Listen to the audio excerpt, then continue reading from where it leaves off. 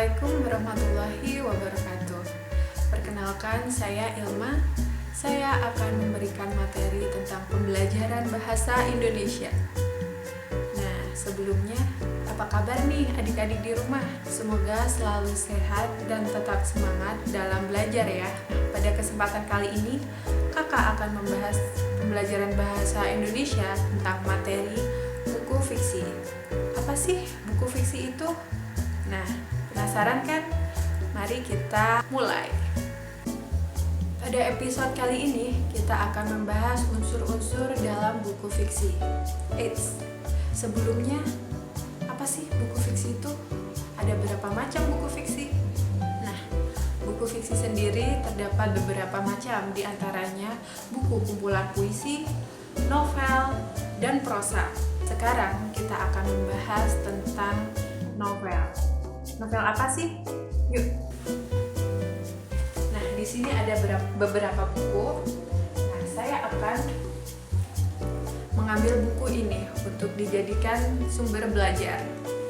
Nah, jika kalian mau tahu, di sini ada juga beberapa buku, yaitu kumpulan puisi dari karya Sapardi Djoko Damono dan juga Firsa Bersari, yaitu kumpulan prosa.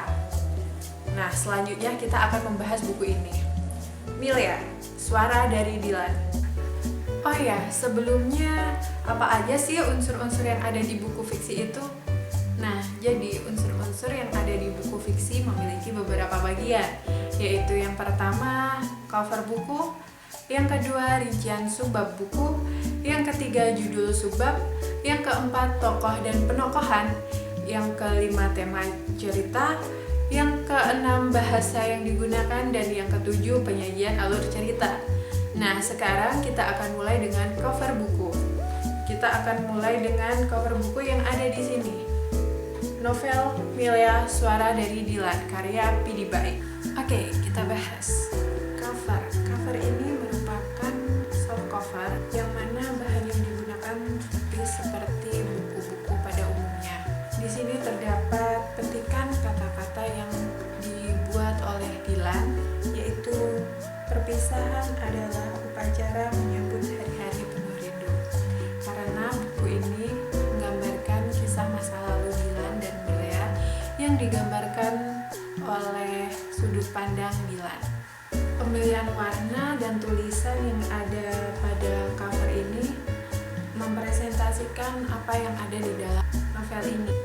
Baik, mungkin secara keseluruhan cover yang ada pada novel ini merupakan cover yang bisa dibilang menarik dan membuat para pembaca penasaran apa yang di dalam novel ini. Baik, berhubung pada novel ini tidak terdapat subbab, maka kita akan melewati bagian subbab dan rincian subbab. Kita langsung menuju ke tokoh dan penokohan. Di sini terdapat beberapa tokoh.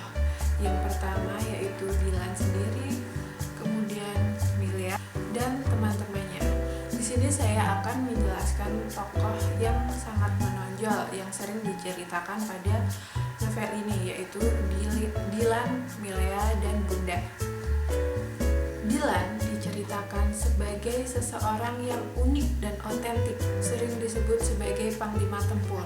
Dilan juga sangat menyukai sastra. Dilan juga seorang yang sangat cerdas dan berprestasi di sekolahnya.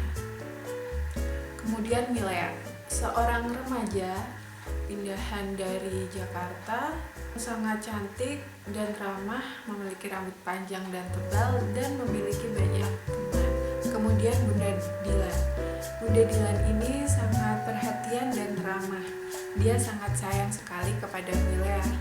Dia selalu mendukung usaha Dilan untuk mendekati Milea.